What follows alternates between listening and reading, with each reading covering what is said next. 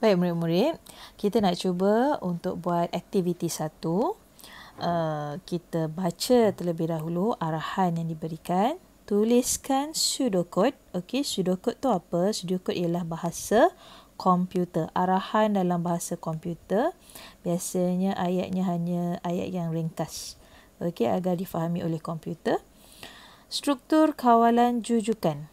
Okey, jadi dia nak jujukan.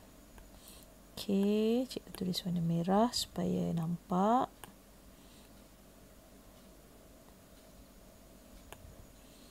Okey, struktur kawalan jujukan. Jujukan ingat tak tadi yang dia straight line sahaja. Okey, maksud umpamanya kereta bergerak di jalan yang lurus. Okey, jalan sahala. Okey, tak boleh patah balik. Okey, jadi dia suruh buat dalam pseudocode. Okey, dan juga carta alih.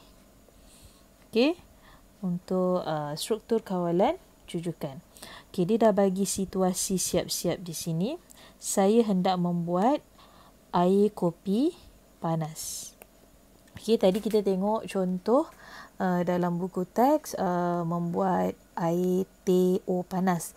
Jadi prosesnya lebih kurang samalah. Okey, mula-mula awak perlu buat apa? Mula-mula mestilah masak air dulu. Okey, kalau tak ada air panas tak boleh nak buat. Jadi masak air. Okey. Lepas masak air buat apa? Okey, masukkan kopi lah, serbuk kopi kan. Lepas dah ada air, kita masukkan kopi. Masukkan kopi. Okey, ke dalam cawan kan. Okey, yang ketiga, masukkan gula. Okey, yang keempat,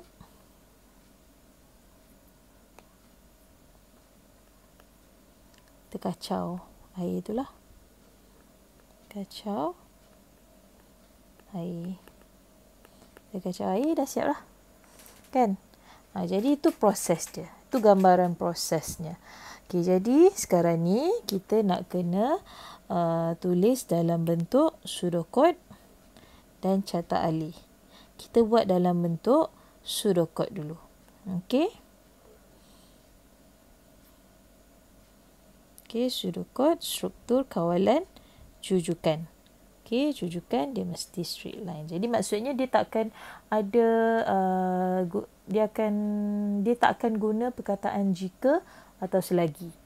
Okey, sebab jujukan dia tak akan guna dua tu. Okey, jika hanya untuk pilihan, selagi untuk struktur kawalan ulangan. Okey, jadi seperti biasa, tak kiralah pseudocode atau carta alih, kita mesti mula dengan perkataan mula. Okey, mula.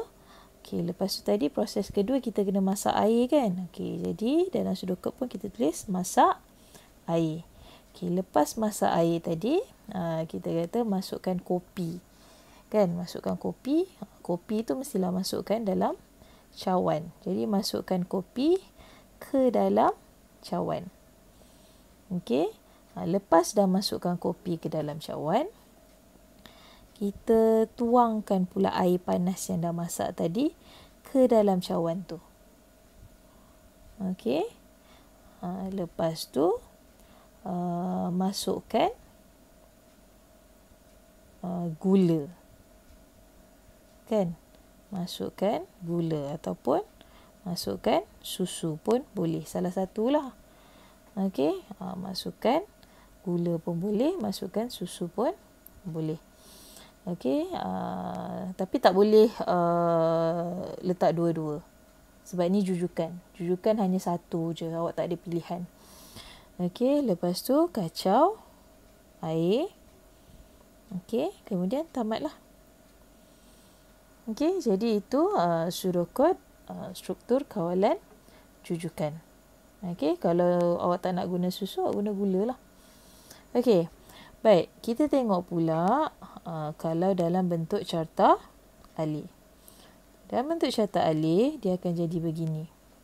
Okey, masih bermula dengan perkataan mula dulu. Okey, kalau awak ingat lagi simbol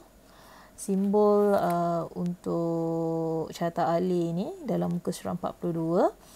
Okey, mula dengan tamat, dia punya bentuk dia, simbol dia begini. Okey, bukan segi 4 yang tajam tu, tapi dia bulat sikit di hujung.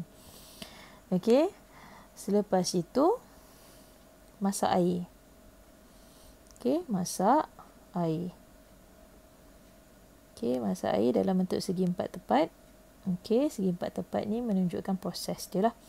Okey, anak panah maksudnya tentang aliran dia, hala ke mana, aktiviti dia.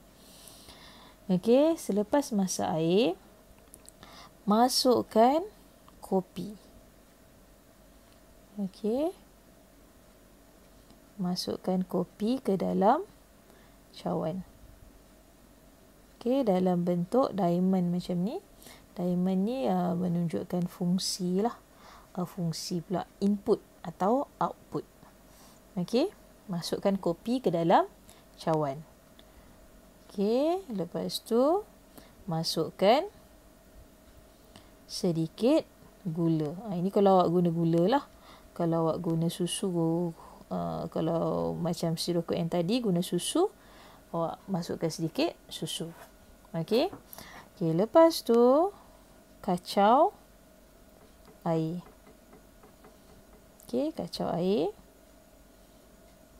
Bila dah kacau, maksudnya proses dah tamat. Okey. Jadi awak nampak dekat sini, kalau perhatikan, anak panah menghala straight line ke bawah. Okey, tak ada pilihan ke sana ke atas ke, tak ada. Okey, semua ke bawah sahaja. Jadi ini adalah struktur kawalan jujukan yang awak telah pun pelajari semasa di tahun 4. Okey, cikgu harap awak faham.